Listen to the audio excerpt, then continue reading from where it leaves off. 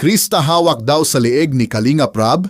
Totoo nga ba ito o isa na namang isyong pinalalaki sa social media? At bakit maraming Mikris supporters ang nagsasabing ayaw nilang makita si Krista na may bagong katandem? Alamin natin. Mga ka-ERs, bago ang lahat, reaction at opinion lamang ang video na ito base sa mga usap-usapan at pampublikong impormasyon. Wala tayong layuning manira ng kahit sino. Sa hindi nakakaalam, si Krista ay naipakilala kay Kalinga Prab sa pamamagitan ni Idol Tata upang mabigyan ng pagkakataong matulungan sa kanyang allowance at pag-aaral. Kalaunan, dumating ang mga sponsors na handang tumulong sa kanya at lalo pang sumikat ang Mikris nang magsimulang magsama sa mga vlog sina Mikoy at Krista. Aminin natin, gabi-gabi itong inaabangan ng maraming viewers. Para na nga itong teleserye dahil maraming natuwa sa samahan nila. Ngunit habang tumataas ang kanilang kasikatan, mas dumadami rin ang mga batikos at iba't ibang issue na ibinabato sa Team Kalingap. Ngayon, tungkol naman sa isyung hawak sa leeg daw ni Kalinga Prab si Krista. Sa mga nakikita at nalalaman natin, wala namang matibay na ebidensya na kontrolado ni Kalinga Prab ang buhay ni Krista. Ang malinaw ay isa siyang tumulong at nagbigay ng oportunidad bilang bahagi ng charity work. Kung may mga desisyon man tungkol sa content o direksyon ng mga vlog, normal na bahagi iyon ng pagiging content creator at director. Hindi ito automatikong nangangahulugang kontrolado na ang isang beneficiary. May isa pang usapin na pinag-uusapan ngayon. Kung sakaling magkaroon ng bagong katandem si Krista, ano kaya ang magiging reaksyon ni Mikoy? Ayon mismo kay Mikoy, kung anuman ang maging desisyon ng Team Kalingap, igagalang niya ito. Ipinakita niya na mas mahalaga ang respeto kaysa sa pansariling kagustuhan. Pero iba naman ang nararamdaman ng ilang Mikris supporters.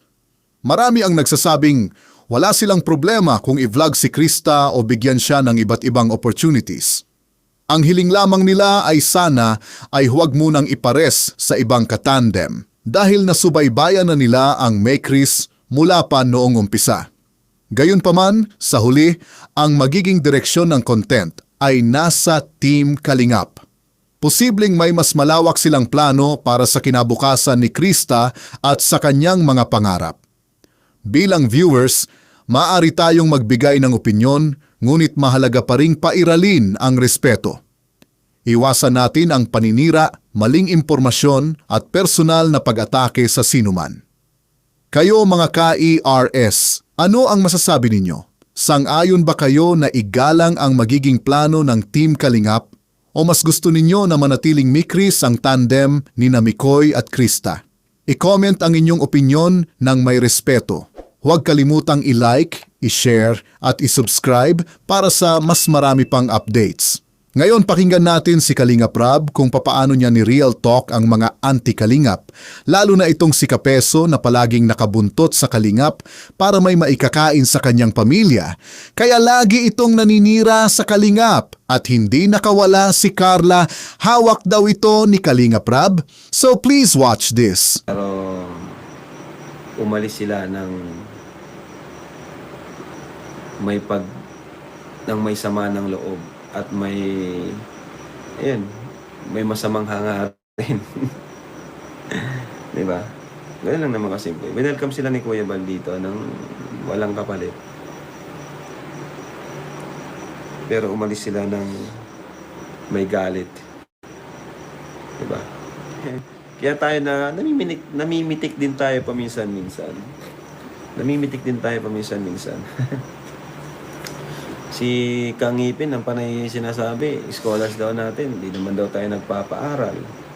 Bakit? Sino ba ang kilala niyang scholar natin? Si Carla lang bang scholar natin? Diba? Dito pa lang sa bahay, ang dami ko nang kasama dito. Ang dami ko nang ampun dito. J. Brad, no? Sila Edward, Edwin, sila Jimel. Yung bago natin, si Pisot, si Arjun, no? Sila Jezabel. Sila Boninay, lahat po yan. Tayo po nagbibigay dyan ng pang tuition, allowance.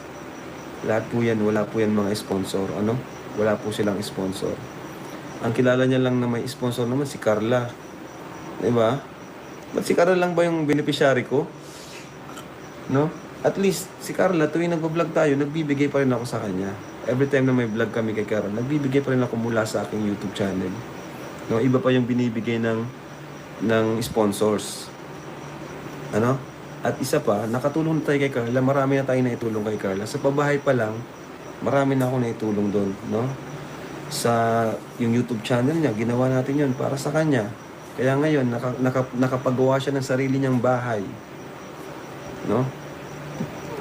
Doon pa lang po, malaki nang naitulong natin sa kanya. Diba? Sino pa? Si Joy. May sponsor si Joy. Oo, alam mo, may sponsor siya. At palagi kong pinapasalamatan ng sponsor niya. Di ko naman tinatangi na lahat ako yan. Pero, every time na may vlog ako, nagbibigay pa rin ako dyan. Na mula sa akin. Mula sa aking YouTube channel. At isa pang pinakamalaking na itulong ko rin dyan is yung YouTube channel niya mismo. No, nagkaroon siya ng sariling channel. Yung community natin, kumbaga shinare natin sa kanya. Hindi na siya magpapakahirap eh. May sarili na siyang community. May kalingap na. May community ng kalingap. Andyan na. Diba? Diba? Ha? Saan na naman galing yung fake news na yan? Ang bira. Yan ang hirap sa mga antay. Naniniwala sila sa mga fake news na wala namang katotohanan. Yan pong YouTube channel po ni Carla ay sa kanya po yan lahat. Ano? Siya pong may hawak niyan. Yung bank account niyan nasa kanya. Kaya huwag kayong maniniwala sa mga sabi-sabi, mga kasinungalingan ng mga anti-kalingap na ito. Ano? Bakit kukunin ko pa yung sahod nun? Bakit kahatian ko pa yun? Makating niya makakapagawa ng sariling bahay kung hahatian ko pa yung YouTube channel niya. Diba? Nung nag-start, nagkukuha tayo ng pasahod sa editor. Pero nung kaya na niya mag-edit, wala na po.